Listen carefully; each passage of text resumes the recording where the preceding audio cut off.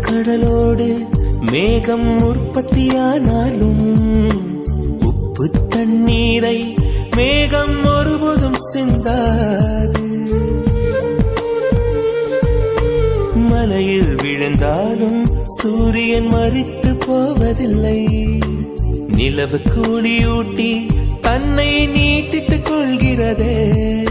மேகமாய் நானும் மாறேனோ, அதன் மேன்மை குணங்கள் காண்பேனோ.